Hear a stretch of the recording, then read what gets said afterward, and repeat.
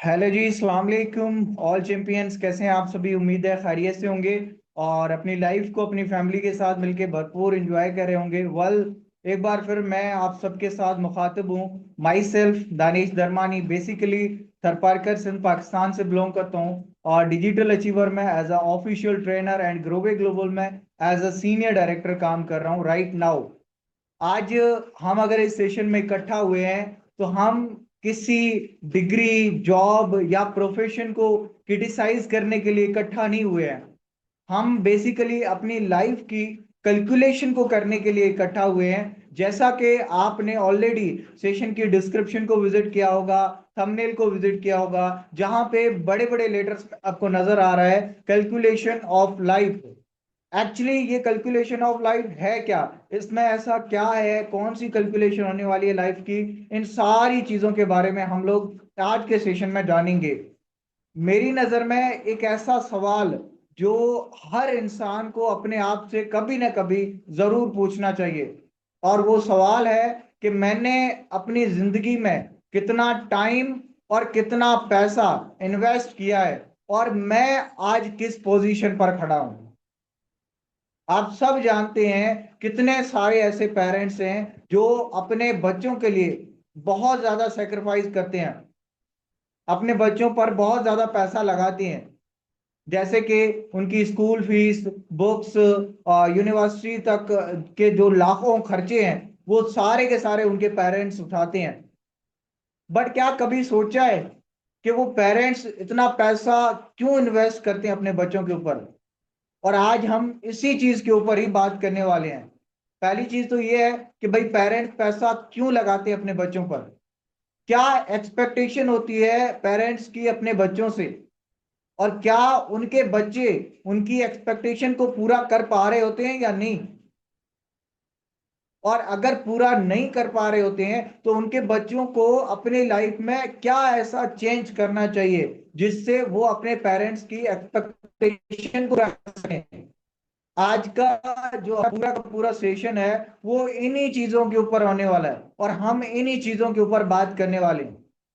सो इन्हीं चीजों के ऊपर बात करने के लिए माय डियर चैंपियन लीडर्स, हमारे साथ करीबन यहाँ पे 8 से 10 हमारे स्पेशल गेस्ट मौजूद हैं जो इन चीजों के ऊपर आपको नॉलेज प्रोवाइड करेंगे और आपके तमाम तरीन सवालों के आपको जवाब मिलेंगे।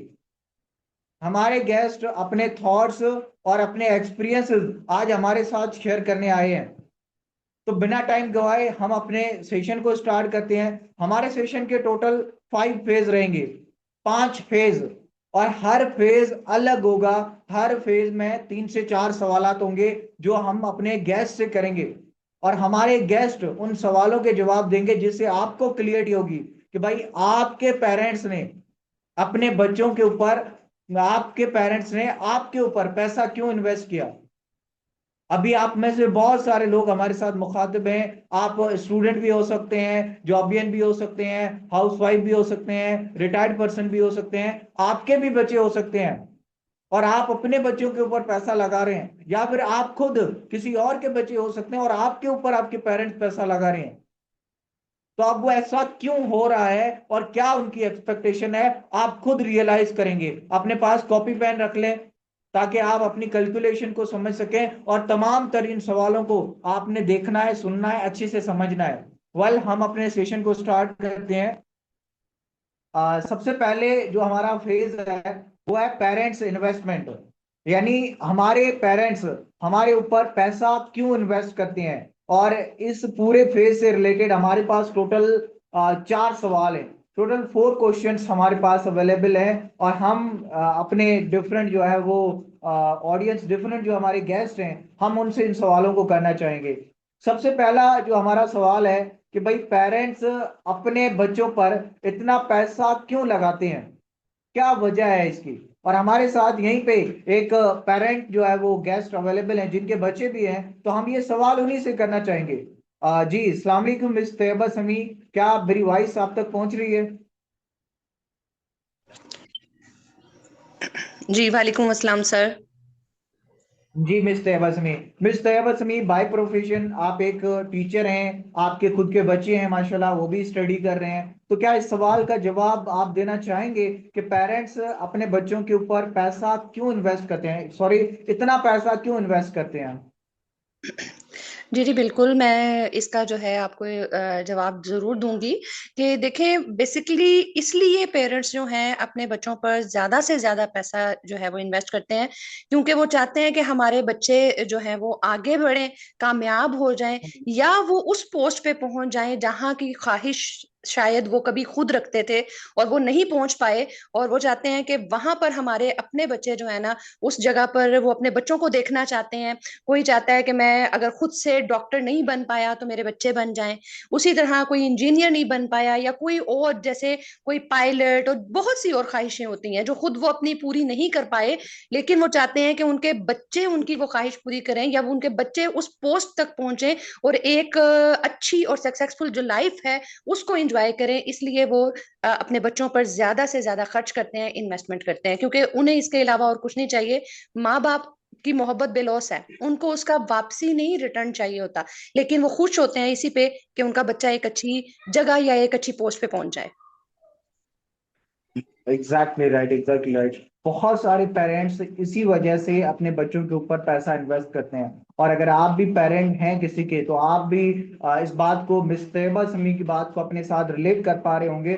और आपका भी जो पैसा लगाने का मेन मोटिव होगा वो यही होगा। और हाँ, अगर आप एक स्टूडेंट है या आप किसी के बच्चे हैं, तो आप अपने पेरेंट्स से जब ये सवाल पूछेंगे तो आपको भी जवाब वही मिलेगा जो मिस तैयबा समी ने अभी हमारे साथ शेयर किया है। वेल, पेरेंट्स इन्वेस्टमेंट राउंड में हमारे पास दूसरा सवाल है कि आपके ख्याल में पेरेंट्स का सबसे बड़ा ड्रीम क्या होता है? और मैं ये सवाल आपसे भी करना चाहूंगा, अकॉर्डिंग टू यू पेरेंट्स का सबसे बड़ा ड्रीम क्या होता है अपने बच्चों को लेके?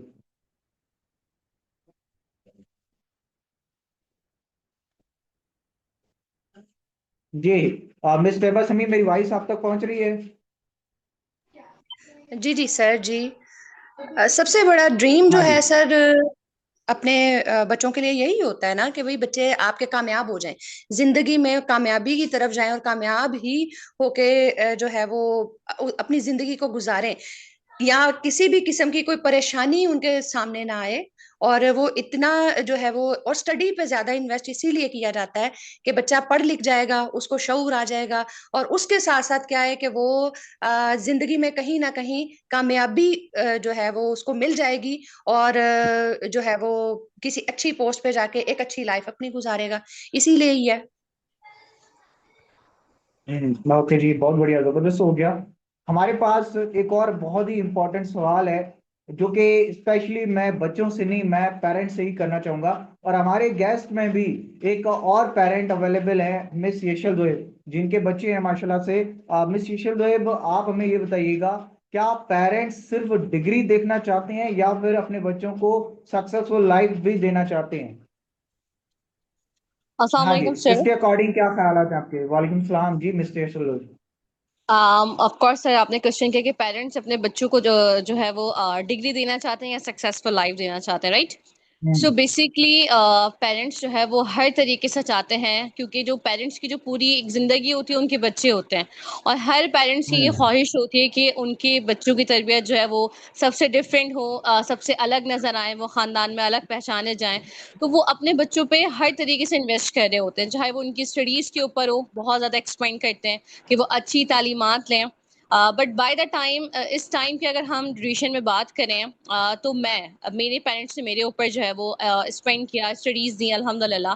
बट अब जो मेरा टाइम है, तो मैं अपने बच्चों को स्टडीज़ के साथ साथ जो हमारे डिजिटली जैसे स्किल्स हैं उन पे मैं बहुत ज़्यादा फोकस करूंगी, अपने बच्चों को वो सिखाऊंगी ज़्यादा से ज़्यादा, क्योंकि ताकि वो जब दोनों चीज़ों को सीखेंगे। वो कहते हैं ना कि तालीम के साथ आपके पास हुनर होना बहुत ज़्यादा ज़रूरी है, पहले कहा जाता था, बहुत ज़्यादा एग्जैक्टली, कहावत होती थी। तो अब उसी हुनर को हमने स्किल्स में शिफ्ट कर दिया है। तो सेम एज दैट, लाइक आजकल के टाइम पे दोनों चीज़ों का होना बहुत ज़्यादा इंपॉर्टेंट है। तो मैं अपने बच्चों को दोनों चीज़ें सिखाऊंगी ताकि वो एक मुझसे बेहतरीन लाइफ गुजारे। क्योंकि हर पेरेंट्स की यही ख्वाहिश है कि मेरे बच्चे जो है वो मुझसे बेहतरीन लाइफ गुजारें। तो सेम एज दैट लाइक मेरी भी यही ख्वाहिश है, और इंशाल्लाह मैं अपने बच्चों को दोनों चीज़ें सिखाऊंगी ताकि उनके पास तालीम भी हो और स्किल्स भी हों, ताकि वो अपने फ्यूचर को अच्छी तरीके से सिक्योर करें और अपनी लाइफ को बहुत बेहतरीन तरीके से जिएं। वेल माशाल्लाह जी, दैट्स अमेजिंग अमेजिंग। वेल हमारे पास एक और सवाल है, और मैं ये किसी उस पर्सन से पूछना चाहूंगा जो किसी के बच्चे हैं राइट नाउ करंटली स्टडी कर रहे हो। तो हमारे साथ ऐसे गेस्ट मौजूद हैं सॉरी, विकेश कुमार साहब। जी विकेश कुमार, आपके ख्याल से पेरेंट्स जो है वो अपनी आमदन का एक बहुत बड़ा हिस्सा, यानी अपनी टोटल इनकम का एक बहुत बड़ा हिस्सा अपने बच्चों की एजुकेशन के ऊपर इन्वेस्ट कर देते हैं, ठीक है, लेकिन क्या बच्चों की कोई रेस्पॉन्सिबिलिटीज बनती हैं, और अगर बनती हैं तो कौन सी बनती हैं? जी अस्सलाम हाँ वालेकुम। जी। मुझे बताइएगा मेरी वॉइस आ रही है? वालेकुम सलाम जी, आपकी ओके जी, वॉइस फर्स्ट बिल्कुल ऑफ ऑल क्लियर है। हाँ देखें जी। आपने बिल्कुल आपका क्वेश्चन बिल्कुल सही है, क्योंकि बहुत सारे पेरेंट्स होते हैं वो उनकी, क्योंकि हर माँ बाप चाहता है कि हमारे बच्चे अच्छी एजुकेशन लें। अगर मैं बात करूं तो मैं खुद भी एक स्टूडेंट हूं, मैं भी स्टडी कर रहा हूं, मेरी अभी ग्रेजुएशन चल रही है। तो मेरे पेरेंट्स की भी मुझसे यही एक्सपेक्टेशन है कि मेरा जो बच्चा है, हमारा जो बच्चा है, वो अच्छी एजुकेशन जो ले। वो बेशक काफ़ी ज़्यादा हमारे ऊपर खर्चा भी करते हैं, हमारे सारे एक्सपेंस। अगर मैं अपनी बात करूं, मैं तो खैर नहीं करवा रहा हूँ, लेकिन मेरे मेरे जैसे काफी ज्यादा स्टूडेंट्स होंगे, मैं हो सकता है वो इस को अटेंड कर रहे हो जो यूनिवर्सिटी स्टूडेंट हो। तो स्टूडेंट्स होंगे जो उनको जो है उनकी स्टडी के ऊपर, उनके अगर वो बैचलर्स में रह रहे हैं, कई बार हॉस्टल के खर्चे हो गए, रहने के बहुत सारे एक्सपेंसिव हो गए, जो कि पेरेंट्स खुद जो है दे रहे होंगे इनको। वो क्यों दे रहे होंगे? रीजन यही होगा कि कल को हमारे बच्चे अच्छी जॉब कर लेंगे, अच्छी सैलरी आ जाएगी, उनका फ्यूचर सिक्योर हो जाएगा। तो यही एक रीजन है जिसकी वजह से जो पेरेंट्स चाहते हैं कि भाई हम अपने बच्चों के ऊपर पैसा लगा रहे हैं, कल को हमारे बच्चे हमें पैसा जो है हमें रिटर्न में वो भी देंगे, और हमें भी जो है खुशहाल रखेंगे, और वो खुद भी अपने आप को और अपने फ्यूचर को खुशहाल जिंदगी गुजार पाएंगे। बट यहाँ पर ना मेजोरिटी हमारे साथ ये प्रॉब्लम होती है कि हम सिर्फ और सिर्फ ना, पेरेंट्स तो फिर ठीक है, उनकी एक्सपेक्टेशन है, उनकी बहुत बड़ी उम्मीदें हैं हमसे, लेकिन हम लोग जस्ट एंड जस्ट क्या करते हैं, सिर्फ और सिर्फ स्टडी पर फोकस्ड हो जाते हैं। जैसा कि बहुत सारे स्टूडेंट्स होंगे, और हमें भी पता है अभी जो हमारी करंट सिचुएशन चल रही है, मतलब सिर्फ इस पर डिपेंडेंट होना या एक सैलरी के ऊपर डिपेंडेंट होना, मेरे ख्याल से तो ये पॉसिबल नहीं है। मैं अपनी बात करूं, मैं भी स्टडी कर रहा हूं, मेरी अभी ग्रेजुएशन चल रही है, लेकिन मैं अपने से नहीं ले रहा हूं। क्यों? क्योंकि मैं साइड बेस पे अल्हम्दुलिल्लाह अपना खुद का बिजनेस कर रहा हूं, और उसी बिजनेस से मैं खुद भी अपने स्टडी के एक्सपेंसिव निकाल रहा हूं और अपने पेरेंट्स को भी दे रहा हूं। तो ये चीज होती है जो कि कॉमनली देखी जाती है स्टूडेंट्स के अंदर, और पेरेंट्स जो हम स्टूडेंट्स से जिनकी जो उनकी एक्सपेक्टेशन होती है। बट बाय द वे बहुत सारे हम स्टूडेंट्स कोशिश करने के बाद भी हम उनकी एक्सपेक्टेशन जो है वो पूरी नहीं कर पा सकते हैं। जी। जी बहुत बढ़िया, जबरदस्त हो गया। वेल नाउ हम अपने ओके जी। राउंड टू को स्टार्ट करने जा रहे हैं, और राउंड टू जो हमारा है वो टोटली कैलकुलेशन के बेस पे है, यानी लाइफ की कैलकुलेशन के बेस पे है। तो हमारा जो राउंड टू का पहला सवाल है कि बचपन से यूनिवर्सिटी तक लगभग कितने साल एजुकेशन में गुजर जाते हैं। और राइट नाउ जो है वो विकेश भाई, आप जो है वो बैचलर कर रहे हो, ठीक है, बट मैं ये सवाल किसी ऐसे पर्सन से पूछना चाह रहा हूँ जो यूनिवर्सिटी वगैरह कर चुका हो, ठीक है। और हमारी नज़र में इस टाइम राइट नाउ हमारे पास मौजूद है हमारी जो वो स्पेशल गेस्ट मिस तैयबा समी। जी मिस तैयबा समी, क्या कहना चाहेंगे इस सवाल के बारे में आप?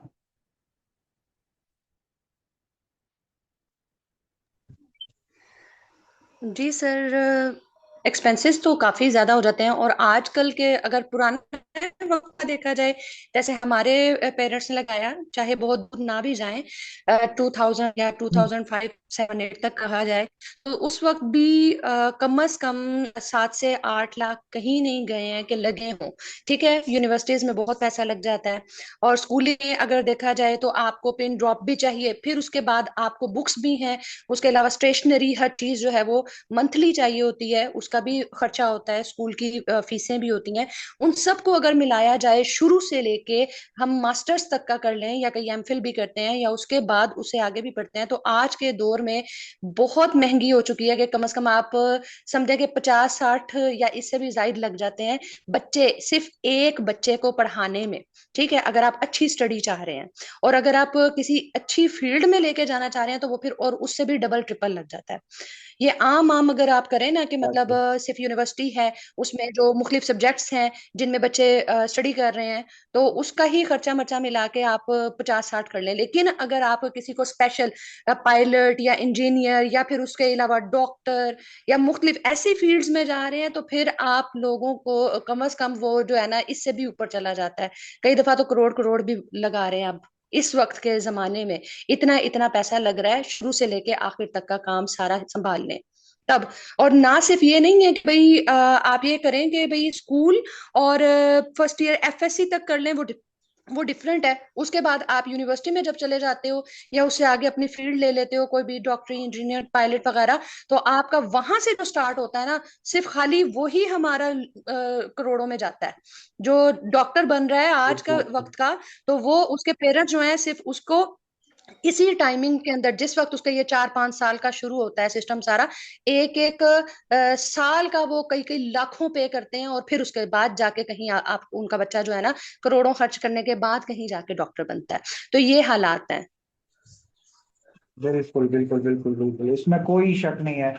मिस तेबसमी, अकॉर्डिंग टू यू, एक एवरेज फैमिली स्कूल कॉलेज और यूनिवर्सिटी इन तीनों चीजों को मिला के अपने बच्चों के ऊपर कितना इन्वेस्ट करती है एवरेज फैमिली? एवरेज भी आप कर लें तो कम से कम 30-35-40 तो कहीं नहीं गया ना।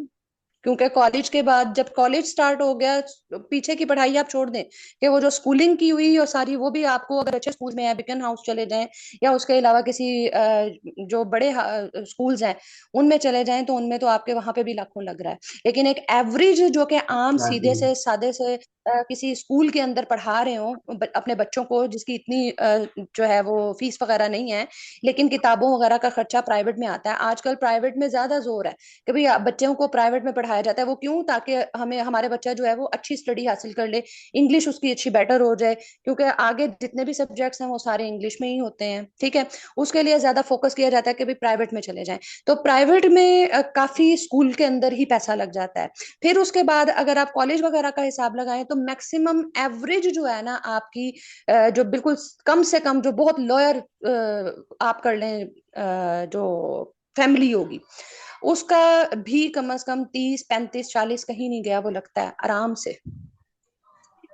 बिल्कुल बिल्कुल बिल्कुल, ऐसा ही है। और आजकल की जो महंगाई है उसकी तो फिर बात ही नहीं करनी, वो तो फिर अलग से आ जाता है। ऐसा ही है। ओके वेल, हमारे पास एक और ही बहुत ही इम्पोर्टेंट सवाल है, और आजकल के टाइम में इस सवाल के ऊपर ध्यान देना बड़ा जरूरी है, क्योंकि अगर इस सवाल के ऊपर हम तवज्जो नहीं देते तो फिर इस सवाल के जो है वो कुछ साइड इफेक्ट भी निकलते हैं। डिग्री कंप्लीट करने के बाद अक्सर लोगों की एक्सपेक्टेशंस क्या होती हैं? और ये मेरा जो सवाल है, हमारी एक और स्पेशल गेस्ट हमारे साथ मौजूद है, miss Asmara Tariq. Miss Asmara, क्या मेरी वॉइस आप तक पहुंच रही है? जी अस्सलाम वालेकुम सर। जी पहुंच रही है मेरी आपकी वॉइस। वालेकुम सलाम। जी मिस असमारा, आप भी माशाल्लाह से जो है वो पेरेंट हैं, आपके भी बच्चे हैं और जो स्टडी भी जी करते माशाल्लाह। हैं। सो अकॉर्डिंग टू यू, आज का जो यूथ है या आज के जो लोग हैं, जब डिग्री कंप्लीट करते हैं तो उसके बाद उनकी क्या एक्सपेक्टेशंस होती है? जी जब एक मतलब पर्सन मेल है या फीमेल दोनों डिग्री कंप्लीट करते हैं तो उनका जो फर्स्ट जो प्रायोरिटी होती है ना वो ये होती है कि उनके पास कोई ऐसा सोर्स ऑफ इनकम हो जहां से उन्हें एक अच्छी अर्निंग आए। ठीक है। और जॉब जॉब तो आपको पता है कि जॉब 9 to 5 होती है। ठीक है, लेकिन उसमें ये होता है कि आपको टाइम फ्रीडम बिल्कुल नहीं होती। और मतलब उसके बाद जो है आपको इनकम भी एक कह लें कि स्पेसिफिक इनकम होती है। ठीक है, इनकम की भी फ्रीडम नहीं होती। लेकिन अगर आज के दौर में देखा जाए ना तो ये चीज़ है कि आप अगर स्किल सीखते हैं ना, स्किल सीखते हैं या ऑनलाइन वर्क की तरफ आते हैं, तो उसमें आपको ये चीज़ होती है, ये चीज़ मिलती है कि आपके पास टाइम फ्रीडम भी होता है, और उसके साथ साथ जो आपको इनकम की भी फ्रीडम होती है। ठीक है, आप जितना टाइम जी लगाएं, जो कुछ करें, उस हिसाब से आपकी अर्निंग आती है। और मेरे नज़दीक जो है ना कि स्किल्स जो है ना वो सबसे ज्यादा मैटर करती हैं। ठीक है, स्किल सीख के आप जो अर्निंग करते हैं, जो अर्निंग का मजा आता है ना, उसकी एक अलग ही बात है। और आजकल की जो यूथ है ना, एग्जैक्टली वो भी यही चाहेगी कि उनके पास जो है इनकम की भी फ्रीडम हो, टाइम के साथ साथ इनकम की भी फ्रीडम हो। एग्जैक्टली एग्जैक्टली एग्जैक्टली बिल्कुल ऐसा ही है। वेल, एक और हमारे पास बहुत ही इंपॉर्टेंट सवाल है, आज की करंट रियलिटी के बारे में है। तो ये सवाल मैं चाहूंगा कि हमारी जो स्पेशल गेस्ट हैं मिस यशल दोएब, हम उनसे सुनना चाहेंगे। Miss Yashal Doaib, according to you, क्या सिर्फ डिग्री आपके फाइनेंशियल फ्रीडम की गारंटी दे सकती है, और अगर हाँ या अगर ना तो क्यों? बिल्कुल भी नहीं कि जो डिग्री है वो हमारी फाइनेंशियल फ्रीडम की कोई भी गारंटी नहीं दे सकती।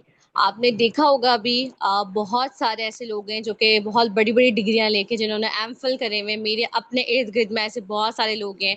मैं यहाँ पे अपनी एक एग्जांपल दूंगी। मेरे एक अंकल हैं जिन्होंने जर्नलिज्म में मास्टर्स किया, फिर उन्होंने एमफिल किया और वो जॉब के लिए अप्लाई करते रहे।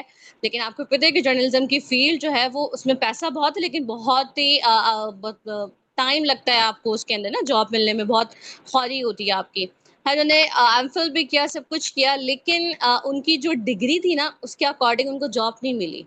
वो जॉब जो है वो क्या कह रहे हैं कि जो हमारे पास जो सर्विसेज चल रही हैं इनके अंदर जो है वो एज अ ड्राइवर की जॉब कर रहे हैं। ठीक है, तो यही चीज है कि जो हमारी जो डिग्री है ये हमारे पास कोई गारंटी नहीं है कि जो हम लगा देते हैं इन सब के अंदर वो हमें रिटर्न बैक आता है।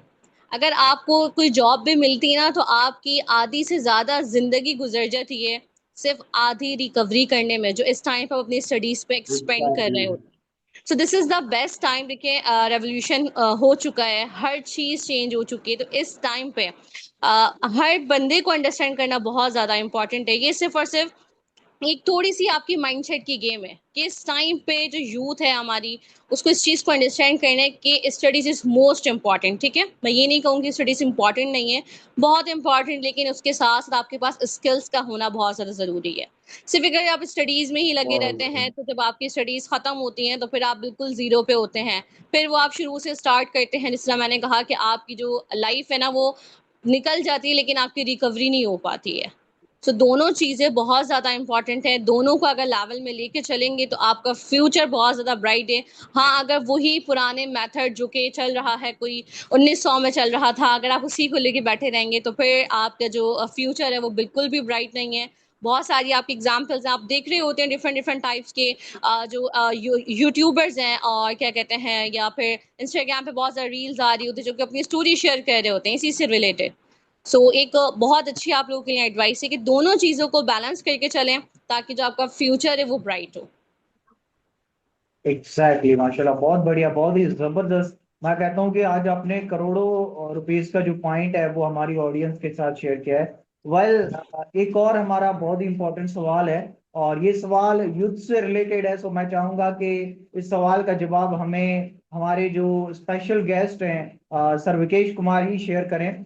विकेश कुमार साहब, आपके साथ सवाल हमारा ये है, क्या आज का यूथ अपने अर्निंग पोटेंशियल को पूरी तरह से इस्तेमाल कर रहा है या नहीं, और अगर नहीं तो क्यों? ऐसी क्या वजूहत हैं जिस वजह से वो अपने पूरे अर्निंग पोटेंशियल को यूज नहीं कर पा रहा? जी। जी बिल्कुल दानिश भाई, आपने बिल्कुल सही क्वेश्चन पूछा है। अगर मेजोरिटी ऑफ द यूथ को देखें तो हमारे अंदर ये है कि सबसे पहले तो अगर बताई जाए बात, तो यूथ के अंदर, हम सब के अंदर एक चीज की बहुत बड़ी लेक ऑफ नॉलेज है, वो है फाइनेंशियल एजुकेशन। हमारे ना तो फाइनेंशियल एजुकेशन हमें यूनिवर्सिटीज में, कॉलेजेस में, स्कूल में, किसी भी एकेडमिक सेंटर पर, कहीं पर भी हमें फाइनेंशियल एजुकेशन नहीं सिखाई जाती, ना ही पढ़ाई जाती है। और इस फाइनेंशियल एजुकेशन की लेक ऑफ नॉलेज की वजह से जो क्या है, हम में से मेजोरिटी ऑफ द यूथ जो अपना पैसा है, अपना जो, वो सही जगह पे इन्वेस्ट नहीं कर सकते। वो कहते हैं ना कि जितने भी इंटरप्रेन्योर्स हैं, वो क्या करते हैं, अपने पैसे को सिर्फ सेव करके नहीं रखते, वो एसेट्स बनाते हैं या फिर ऐसे बिजनेस में लगाते हैं जहां से उनका पैसा उनके लिए काम कर सके। अब यहाँ पर हम यूथ है, देखिए ठीक है हम यूथ है, हमें भाई जो है ना एंटरटेनमेंट भी चाहिए, इंजॉयमेंट भी चाहिए, लग्जीरियस भी चाहिए। कभी कभार हमारे पास अच्छी खासे पैसे होते हैं लेकिन हम उन पैसों को सही तरीके से यूटिलाइज नहीं कर पाते। क्यों नहीं कर पाते? क्योंकि हमारे पास फाइनेंशियल एजुकेशन नहीं है। अब एजुकेशन की बात होती है, हमारे मुल्क में हमारी गवर्नमेंट ने एजुकेशन सिस्टम ही ऐसा बनाया कि फाइनेंशियली किसी भी किस्म का कोई भी ना कोई सिलेबस है ना कुछ भी नहीं। अगर हम बात करें एडवांस कंट्रीज की, वहां पर से फाइनेंशियली सिलेबस है, पढ़ाई बताया जाता है कि किस तरह आप अपने पैसे को सेव कर सकते हैं, उसको किस तरह इन्वेस्ट कर सकते हैं, और कैसे आप अपने बिल्ड कर सकते हैं, जो कि यहाँ पर हमें पाकिस्तान के अंदर ये चीज बहुत कम है। लेकिन चले खैर, पाकिस्तान के अंदर हमारी एजुकेशन सिस्टम में नहीं है, लेकिन हमें तो सोचना चाहिए ना भाई, वक्त के साथ हमें तो अपडेट होना चाहिए ना। जैसा कि मैडम यशल ने अभी बताया कि अगर हम अपने माइंडसेट को 1900 वाला वही पुराना रख के बैठे रहेंगे तो फिर वो चीज नहीं है। क्योंकि पुराने वक्त में इतनी महंगाई भी नहीं थी, उस वक्त हमारे फोर फादर्स पेरेंट्स मैनेज कर पा रहे थे। लेकिन आजकल के दौर में और आने वाले दौर में हम लोगों के ड्रीम्स, हमारे ख्वाब, लोगों के साथ, दुनिया के साथ उठना बैठना चलना है, तो हमें चाहिए कि हम अपने पैसे को सही जगह पे यूटिलाइज करें, और किसी अच्छी अपॉर्चुनिटी की, जहां पर हमें अगर कोई अच्छी अपॉर्चुनिटी मिल रही है तो उसको सबसे पहले तो समझें एंड देन उस अपॉर्चुनिटी को हम अवील करें। हमें ये चाहिए, और ये चीज हमें सोचनी पड़ेगी खुद से। और मैं यहाँ पर अपनी तरफ से आपकी जो भी ऑडियंस देख रही है इसको मैसेज देना चाहूंगा कि अगर आपको भी पता है कि आपके पास थोड़ा बहुत पैसा है, या आप चाहते हैं कि मैं अपनी स्टडी, जॉब या हाउस वाइफ में जो भी है जो देख रहे हैं, उन सबको ये कहना चाहूंगा, अगर आपके पास थोड़ा बहुत भी सेविंग है या कुछ ऐसी चीज है, तो किसी ऐसे बिजनेस में या ऐसी जगह पे लगाएं जहां पर आपकी जो है सर्टन टाइम के बाद आपका पैसा आपको पैसा बना कर दे। ठीक है, ना कि हम उसके जो है ना ज्यादा शॉपिंग करने अपने लिए इवेंट्स में, फंक्शंस में, पार्टीज में वेस्ट करने से अच्छा है थोड़ा सा जो हम अपनी अपने खुद के ऊपर, अपने आप के ऊपर लगाएं, अपने आप को इन्हांस करें, अपने बिजनेस के ऊपर लगाएं, नए नए आइडियाज, नई नई स्किल्स के ऊपर लगाएं। जैसा कि आजकल के दौर में स्पेशली डिजिटल स्किल्स बहुत ज्यादा चल रही हैं, तो मैं ये एक सजेशन भी जरूर देना चाहूंगा। बाकी साथ साथ ये भी बताऊंगा कि फाइनेंशियल एजुकेशन के ऊपर लाजमी फोकस करें, डिफरेंट बुक्स पढ़ें, डिफरेंट अच्छे अच्छे फाइनेंशियल एडवाइजर हैं उनको सुनें, उनसे सीखें कि किस तरह आजकल के दौर में स्पेशली डिजिटल एरा के अंदर रहकर आप अपने आप को कैसे फाइनेंशियल स्टेबल कर सकते हैं, सिक्योर कर सकते हैं, और फ्यूचर में अपने एसेट्स कैसे बना सकते हैं। जी। क्या बात है, बहुत बढ़िया बहुत बढ़िया। वो कहते हैं ना कि आपने आज डायमंड वाली जो है वो क्या कहते हैं कि सजेशन दिए हमारी ऑडियंस को, बहुत बढ़िया, थैंक यू सो मच। हमारी ऑडियंस की तरफ से हम आपके जो है वो बहुत शुक्रगुजार हैं। वेल, हम अपने राउंड 3 में पहुंच चुके हैं, और हमारा जो राउंड 3 है वो है करंट रियलिटी के बारे में। आज की क्या रियलिटी है और आज के टाइम में क्या क्या चीजें हो रही हैं, हम इन्हीं चीजों के ऊपर बात करना चाहेंगे। करंट रियलिटी से रिलेटेड मेरा जो पहला सवाल है कि आज के जमाने में सबसे बड़ी फाइनेंशियल चैलेंज क्या है। और ये मैं पूछना चाहूंगा हमारी जो स्पेशल गेस्ट हैं मिस रिमशा राय से। जी miss Rimsha Rai, according to you आज के टाइम में सबसे बड़ी फाइनेंशियल चैलेंज क्या है? जी मिस रिमशा राय, मेरी वॉइस आप तक पहुंच रही है?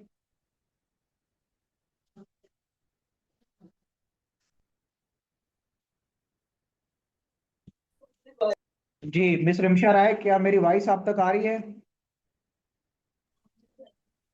जी सर, आपकी वॉइस आ रही है। ओके, तो आपसे हमारा सवाल ये है कि आज के जमाने में सबसे बड़ी फाइनेंशियल चैलेंज क्या है हर इंसान के सामने?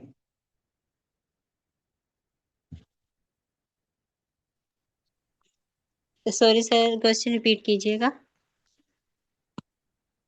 आज के जमाने में सबसे बड़ी फाइनेंशियल चैलेंज क्या है हर इंसान के सामने, according to you? Sir, financial जो चैलेंज है हमें हर एक चीज़ में ही आता है, जो कि अकॉर्डिंग मी, अगर मैं खुद को ही देखूं या फिर अपने बराबर के बाकी, जैसे कि मैं एक स्टूडेंट हूं, तो स्टूडेंट्स को देखूं या फिर अपने इर्द गिर्द के बाकी लोगों को, तो हमारे लिए हर एक चीज़ को लेके फाइनेंशियल चैलेंज आता है।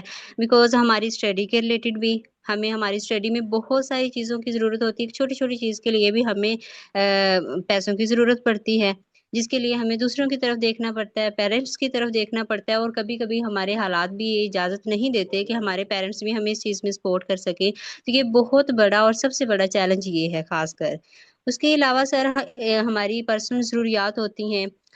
हमारे फ्रेंड्स के साथ इवेंट्स होते हैं, कॉलेजेस के, यूनिवर्सिटीज़ के इवेंट्स होते हैं, या फिर इसके अलावा और त्योहार होते हैं। उन चीज़ों में हमें जो पर्सनली ज़रूरियात के लिए हमें डेफ़िनेटली हमारे पास पैसे होने बहुत ज़रूरी हैं, और हर एक चीज़ के लिए जो हम बाय कर सकते हैं, देख सकते हैं, कहीं जा सकते हैं, ट्रैवल कर सकते हैं, तो उसके लिए हमें पैसों की ज़रूरत है। जो कि ये एक फाइनेंशियल सपोर्ट है, जो कि हमें अपने साथ अपने लिए खुद करनी चाहिए। तो एग्जैक्टली, इसमें दैट्स सर अमेजिंग, बहुत बढ़िया। स्ट्रगल है।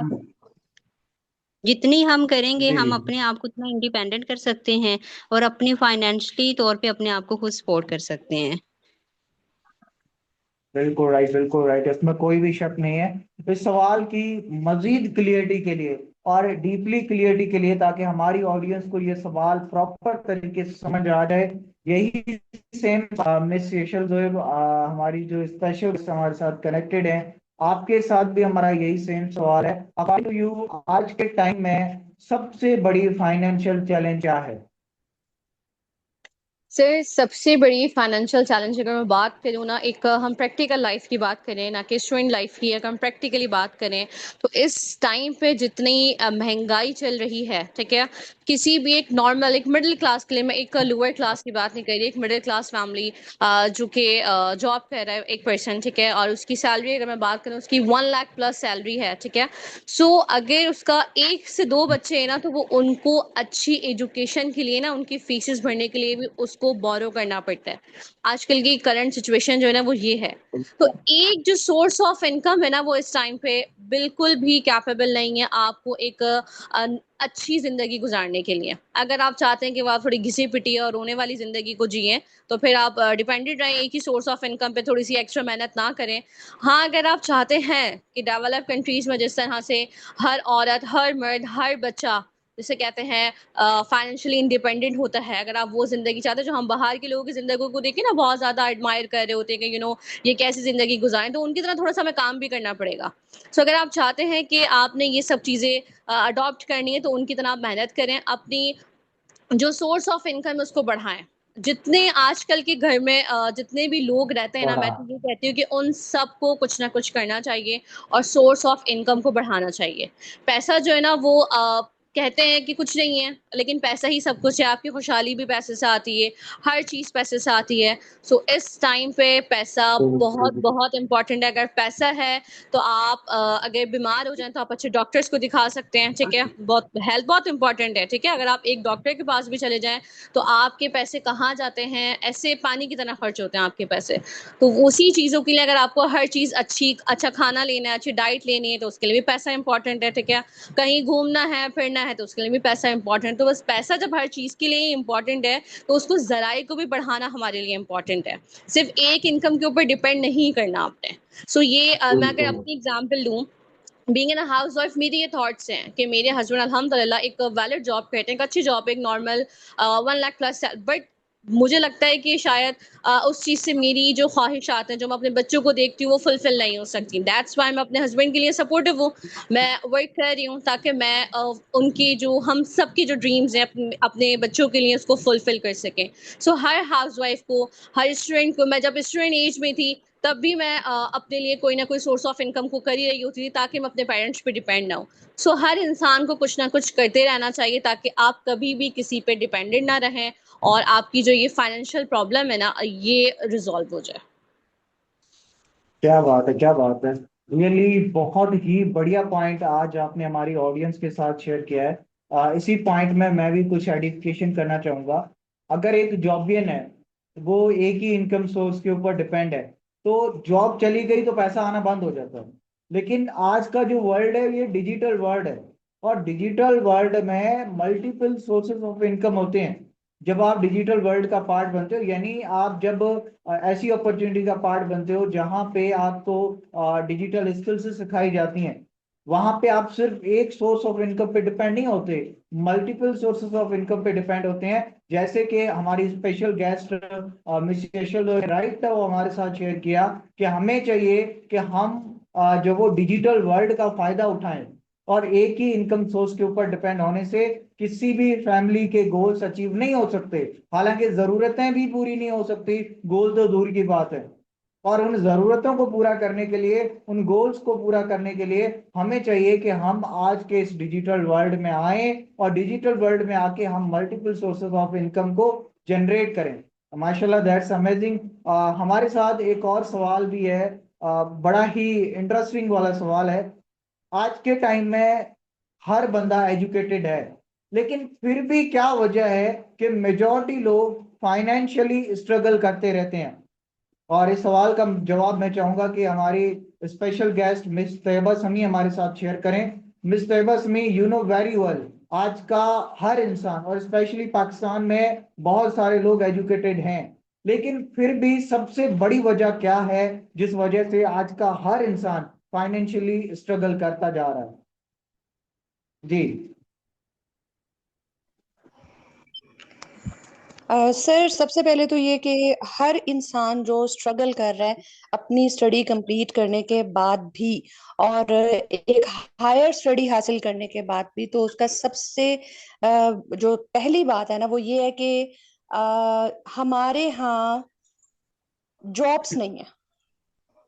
हमारे यहाँ जो है वो बिल्कुल। जॉब्स नहीं है। और दूसरा ये कि एक जो गवर्नमेंट जॉब्स हैं, जो पहले एक अट्रैक्टिव हुआ करती थी। ये कहा जाता था कि भाई अगर आपने मतलब रिश्ता भी देना है तो किसी भाई गवर्नमेंट जॉब है ना, तो इसको ये एक बड़ा एक वो माना जाता था कि भाई बड़ी जबरदस्त एक बात है, भाई गवर्नमेंट में है। लेकिन आजकल के उस वक्त के अंदर जो है ना, गवर्नमेंट की जो जॉब है अभी नहीं।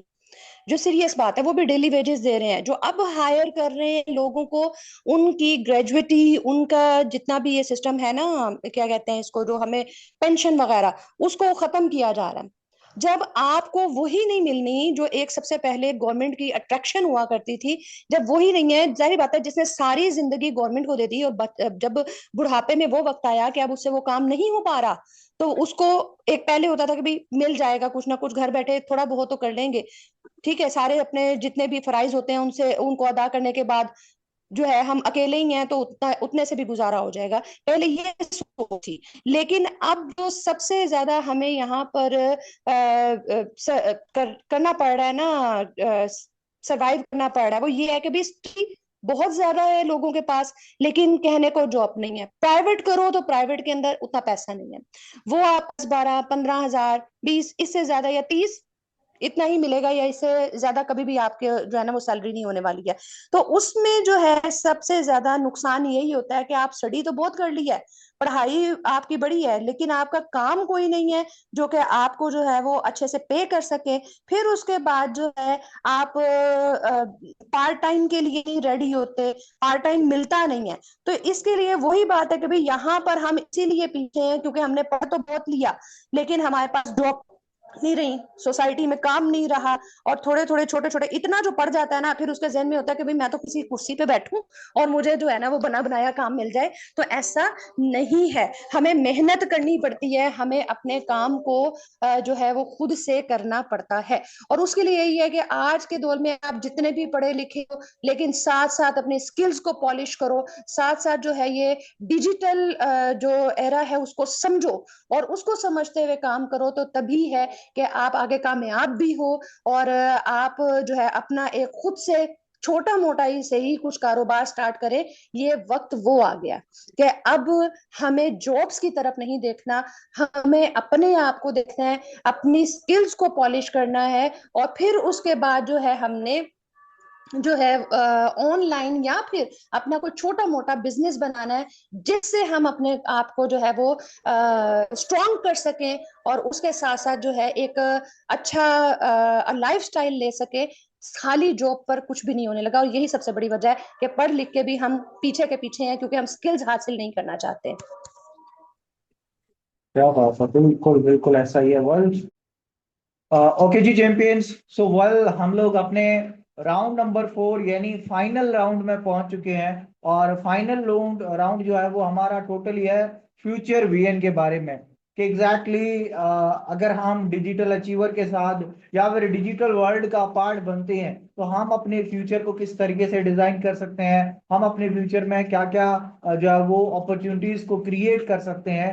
तो उन्हीं से रिलेटेड मेरा जो सबसे पहला सवाल है, और मैं चाहूंगा कि इस सवाल का जवाब हम अपने जो स्पेशल गेस्ट में मौजूद किसी यूथ से लें, जो कि स्पेशली मौजूद हैं विकेश भाई। जी विकेश साहब, आपसे मेरा सवाल ये है, सबसे पहले तो मैं खुद और हमारी ऑडियंस में बहुत सारे लोग आपसे इंस्पायर हैं इस बात से, क्योंकि आप एक स्टूडेंट हैं और राइट नाउ तकरीबन टोटल वर्ल्ड का, अगर मैं पाकिस्तान की बात करूं तो पाकिस्तान में 25 करोड़ से भी ज्यादा जो पॉपुलेशन है, लेकिन आपकी तरह के बहुत कम ऐसे स्टूडेंट्स हैं जो स्टडी एज में माशाल्लाह से इतना पैसा कमा रहे हैं और अपनी फैमिली को भी सपोर्ट कर रहे हैं। सो आप अपने फ्यूचर को अगले 5 साल में और आप अपनी लाइफ को अगले 5 साल में कहां तक देखना चाहते हो? वैसे अगर बात की जाए तो माशाल्लाह से आज अपने हिसाब से आप सक्सेसफुल हो, ठीक है, स्टूडेंट एज में आप सक्सेसफुल हो, लेकिन फिर भी आप अपने 5 साल के बाद की लाइफ को किस तरीके से देखना चाहते हो? जी बिल्कुल दानिश भाई, आपका क्वेश्चन बहुत ही अच्छा है और ये क्वेश्चन हमेशा मैं खुद भी सोचता हूँ और मुझे खुद को भी ये जो है मुझे प्राउड होता है कि सबसे पहली बात ये कि अगर मैं अभी अपनी करंट सिचुएशन की बात करूँ तो अल्हम्दुलिल्लाह आज से 2 साल पहले जो विकेश था और आज जो विकेश है उसमें बहुत बड़ा डिफरेंस है। क्योंकि आज से 2 साल पहले जब मैं अपनी यूनिवर्सिटी के फर्स्ट ईयर में था तब मैं अपने सेमेस्टर की फीस हो गई, रहने के खर्चे हो गए, मैं अपने पेरेंट्स से लिया करता था। लेकिन आज जो विकेश है वो अपनी यूनिवर्सिटी के हॉस्टल की एक लग्जरियस लाइफ को एंजॉय तो कर ही रहा है, लेकिन उसके साथ साथ वो विकेश इस बार जो काम कर रहा है वो यहाँ से इतना मतलब कि अपने आप के ऊपर प्राउड फील होता है कि जस्ट मैं 20 ईयर का एक यूनिवर्सिटी स्टूडेंट हो के अपने एक्सपेंसिव तो मैनेज कर रहा हूँ, लेकिन उसके साथ साथ मैं अपने पेरेंट्स को भी सपोर्ट कर रहा हूँ। अल्हम्दुलिल्लाह मैंने अपने पेरेंट्स को, अपने वालिद साहब को भी काफ़ी सारे गिफ्ट्स दिए और इंशाल्लाह कुछ दिनों के अंदर और भी एक बहुत बड़ा मैं सरप्राइज डिज़ाइन कर रहा हूँ अपनी फैमिली के लिए। तो ये चीज़ें जब मैं देखता हूँ सबसे पहले तो मुझे बहुत ज़्यादा प्राउड फील होता है। और अभी जिस हिसाब से मैं काम कर रहा हूँ अल्हम्दुलिल्लाह, शुक्र अल्लाह पाक के मुझे एक इस तरह का सिस्टम मिला। और यहाँ पर अगर मैं बात करूँ तो काफ़ी सारी चीज़ें जो मुझे सीखने को मिली। अब अगर मैं बात करूँ अपने फ्यूचर की तो आज से 5 के बाद जो फ्यूचर मैंने अपने लिए सोचा है, वो कहते हैं ना कि अभी से वो कहते हैं ना कि जितनी बड़ी आपकी सोच हो सकती है उतना सोचें और इंशाल्लाह पूरा करेंगे, हम इंशाल्लाह ज़रूर पूरा करेंगे। तो जो अभी, क्योंकि मुझे लगता है कि भाई जो 2 साल पहले विकेश था जिसके पास इवन बाइक में पेट्रोल डलवाने के लिए पैसे ना हुआ करते थे, आज वही विकेश अपने घर वालों को मंथली 50 60 1 लाख दे रहा है। तो मुझे लगता है अगर 2 साल के अंदर मैं इस लाइफ तक पहुंच चुका हूँ, इस सक्सेस की मतलब स्टेप तक पहुंच चुका हूँ, तो मुझे लगता है आने वाले 5 साल के अंदर अल्हम्दुलिल्लाह मुझे प्राउड होता है मैं ये कहते हुए कि आने वाले 4 से 5 साल के अंदर मैं बहुत कुछ और भी अचीव करूंगा। मेरे फ्यूचर को लेके काफ़ी बड़े ड्रीम्स भी है, काफ़ी अलग अलग माइंडसेट्स भी हैं और इंशाल्लाह उस लग्जरियस ऑफ लाइफ को मैं अभी से मैनिफेस्ट भी कर रहा हूँ और वो चीज़ें मुझे दिख रही है कि मेरा जो फ्यूचर है इस इंडस्ट्री के अंदर जिसके अंदर मैं काम कर रहा हूँ यहाँ पर, तो डायरेक्ट सेलिंग ने मुझे बहुत कुछ दिया है और इंशाल्लाह आगे भी देगी। और जिस तरह से मैं कंसिस्टेंटली काम कर रहा हूँ तो मुझे नहीं लगता कि जो 4 5 साल तो बहुत दूर है, मुझे लगता है 1 से 1.5 2 साल के अंदर मैंने जो अपने ड्रीम सोचे हैं मुझे लगता है कि मैं वो पूरे कर सकता हूँ। मेरी यूथ एज के अंदर 20 से 22 साल की उम्र के अंदर मैं ये कर सकता हूँ इंशाल्लाह, और ये होंगे जरूर। इंशाल्लाह जी। इंशाल्लाह इंशाल्लाह, हम सबकी जो बेस्ट विशेस हैं वो आपके साथ हैं। वेल, हम अपने फ्यूचर विजन के बारे में जो राउंड हमारा फाइनल राउंड है इसमें एक और सवाल की तरफ मूव करते हैं। और मैं स्पेशली चाहूंगा कि हमारी जो स्पेशल गेस्ट हैं मिस यशल दोएब हमें इस बारे में मजीद थोड़ी सी गाइडलाइंस प्रोवाइड करें। Miss Yashal Doaib, according to you, अगर किसी भी पर्सन को अपनी फाइनेंशियल सिचुएशन इंप्रूव करनी हो तो सबसे पहला स्टेप आज के टाइम में उसे क्या लेना चाहिए? सो यस सर, अगर किसी को भी अपनी फाइनेंशियल जो स्टेबिलिटी चाहिए, उसको फाइनेंशियली तौर पे सिक्योर करना हो, तो इस टाइम पे आपने डिजिटली वर्ल्ड को एक्सप्लोर करना है, उसको सीखना है। क्योंकि इस टाइम पे पाकिस्तान में अगर हम बात करें तो हमारा मुल्क जो है वो एक अंडर डेवलप कंट्री के अंदर आता है। यहाँ पे अभी तक उस तरह का ऑरा नहीं है जो कि डेवलप कंट्रीज के अंदर है, ठीक है। सो इस टाइम पे अगर हम सीख लेते हैं तो आने वाले 4 से 5 सालों में हमारा फ्यूचर बहुत ज़्यादा ब्राइट है, क्योंकि हम उसमें ग्रो कर जाएंगे। हाँ, अगर हम वही चीज़, जब ये चीज़ पीक पे पहुँच जाएगी डिजिटल ऑरा, और हम फिर आएँगे, तो फिर हमें अपने आप को बनाने में बहुत टाइम लगेगा। जैसे फॉर एग्जांपल, मैं यहाँ पे एग्जांपल दूँगा, बहुत सारे जो लोग होते हैं ना, तो वो इंस्पायर्ड होके स्टडीज़ कर रहे होते हैं कि जी उनके जो है वो पीछे चाचा ने करी थी, या फिर क्या कहते हैं बाबा ने करा है। जो एजुकेशन ली होती है वो उसी को ले रहे होते हैं। वो समझते हैं कि जी हमें आज के टाइम पे वही सब कुछ मिल जाएगा। तो वो चीज़ें उनको नहीं मिलती, क्योंकि ज़माना बदल गया है, डिजिटल ऑरा आ गया है, तो ये टाइम अब आपके लिए बेस्ट है। वो जो कर चुके हैं, अब आपने वो उस चीज़ों को रिपीट नहीं करना। इस टाइम पे आप डिजिटली वर्ल्ड को सीखें, अंडरस्टैंड करें, यहाँ पे अपनी ग्रोथ हासिल करें, लर्निंग लें। मोस्ट इम्पॉर्टेंट थिंग, आप यहाँ पे लर्निंग लें। जितना यूनिवर्सिटी का टाइम पीरियड होता है एक मोस्टली 4 साल का, ठीक है? 4 साल में आपको एक डिग्री मिलती है विदाउट एक्सपीरियंस। एक्सपीरियंस के लिए आपको 2 से 3 साल और रिक्वायर्ड होते हैं, एक नॉर्मल एक्सपीरियंस के लिए, किसी भी अगर आप अप्लाई करें।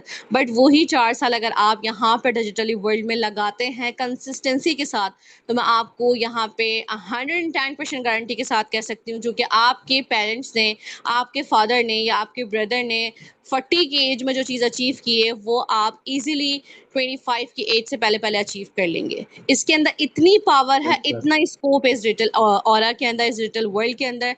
सिर्फ और सिर्फ आपने इसको सीखना है, अंडरस्टैंड करना है और कंसिस्टेंट होके वर्क करना है। Consistency is the most important की।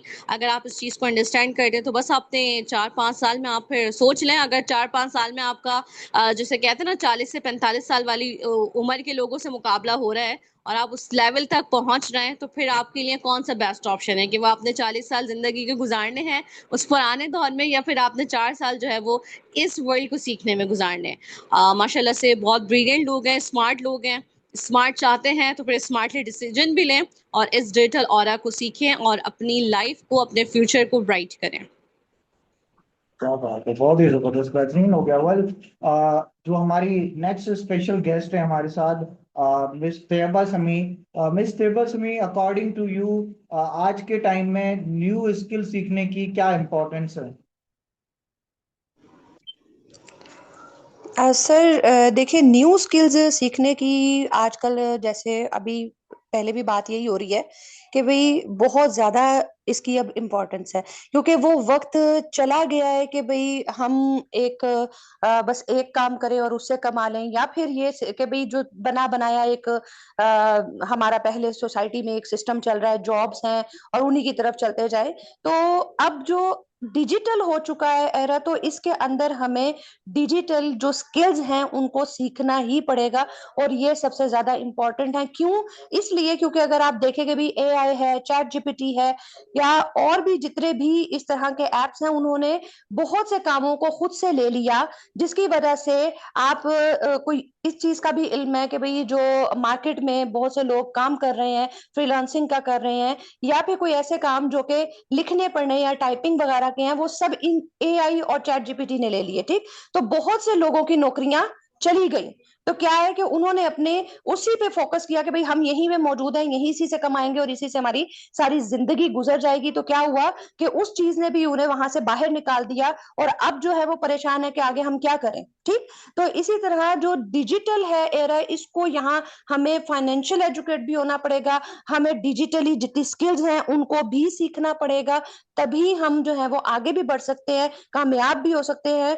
और उस वक्त तक, जैसे अभी बात हो रही थी कि भी 40 या 45 या 50 तक जाके जो हम अपने मतलब हमारे पेरेंट्स हमारे लिए सोचते थे कि भाई अब इस वक्त हम स्टेबल हो गए, तो आजकल का वो दौर है कि इनको, इन स्किल्स को सिर्फ चंद सालों में सीखने के बाद हम उन्हीं को अप्लाई करके 25 साल या उससे पहले, या चले ज्यादा जल्दी ना करें तो 30 के राउंड अबाउट, 30 से पहले पहले आप जो है वो इस काबिल हो जाएंगे कि आप जो अपने ड्रीम्स हैं उनको फुलफिल कर सकते हैं, एक अच्छी बेहतरीन लाइफ को, कामयाब जिंदगी को जो है वो गुजार सकते हैं। तो उसके लिए ये सबसे ज्यादा इंपॉर्टेंट है कि डिजिटल एरा को समझना होगा, डिजिटल वर्क को समझना होगा, इन स्किल्स को अपने खुद से पॉलिश करना होगा हमें। बहुत बढ़िया, बिल्कुल ऐसा ही है।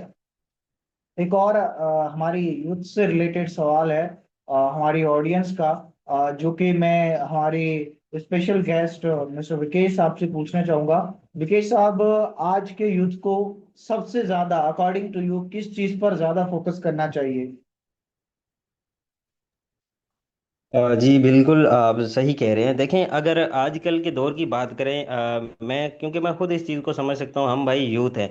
सबसे पहले तो मैं आपको बताऊँ, हमारे पास एनर्जी है, पोटेंशियल है, स्टेमिना है, हमें जो चीज़ करनी चाहिए। देखें जितनी भी यूथ है, हमें पेरेंट्स से, हमारे फोर फादर से क्या कहने को मिलता है, मेरा बेटा डॉक्टर बने, मेरा बेटा इंजीनियर बने, सरकारी नौकरी करे, जॉब करे। अब यहाँ पर मैं ये चीज़ नहीं करूँगा कि भाई हमने जॉब नहीं करनी। भाई एजुकेशन के सिवा हमारे पास मतलब कोई ऑप्शन है ही नहीं, क्योंकि तालीम से इंसान को ना शऊर आता है। ठीक है। और हम क्या करते हैं, हम उस तालीम को ना सिर्फ मतलब कि शऊर की हद तक नहीं रखना है हमने। भाई हमें क्या करना चाहिए, अगर मैं अपने हिसाब से कहूँ तो यूथ को ज़्यादा से ज़्यादा जिस चीज़ के ऊपर फोकस करना चाहिए वो है स्किल। क्योंकि एजुकेशन ठीक है, एजुकेशन से हमें डिग्री तो मिलती है, लेकिन डिग्री डिग्री से हमें ये कंफर्म नहीं है कि हमें पैसा मिलेगा। देखें जैसे अभी मेरे फाइनल ईयर यूनिवर्सिटी का चल रहा है, मेरी फाइनल ईयर कंप्लीट होगी, मुझे ये कंफर्म नहीं है कि जो मुझे पन्ना मिलेगा, जो मुझे डिग्री मिलेगी, उससे मुझे ये कंफर्म नहीं है कि मैं कोई 40-50 हज़ार की जॉब भी कर पाऊंगा। क्यों? क्योंकि हमारी गवर्नमेंट खुद बोल रही है भाई नौकरियां है ही नहीं, आप कोई हुनर सीखें। और वैसे वो भी मतलब एक कहावत है ना कि जिस इंसान के पास कोई हुनर है, कोई स्किल है, वो कभी भूखा नहीं मरता। तो मैं सजेस्ट करना चाहूंगा यूथ को कि आजकल की यूथ का जो ज्यादा से ज्यादा जिस चीज के ऊपर फोकस होना चाहिए। क्योंकि देखें हम सबको क्या चाहिए, सबसे पहले हम यूथ हैं, हमें जो है ना सबसे पहले नेम, रेस्पेक्ट, फेम और पैसा चाहिए। अब ये नेम, फेम, रेस्पेक्ट तब आएगी जब हमारे पास पैसा होगा। और पैसा सिर्फ और सिर्फ जॉब के ऊपर डिपेंडेंट रहेंगे तो मुझे नहीं लगता है, क्योंकि हमसे पहले भी लाखों करोड़ों ग्रेजुएट पर्सन बैठे हैं, मास्टर, एमफिल, पीएचडी होल्डर बैठे हैं। क्या सब लोग एक डिजरेबल जॉब के ऊपर बैठे हैं? जिन्होंने जितना एफर्ट किया है वो जॉब कर रहे हैं? The answer is no.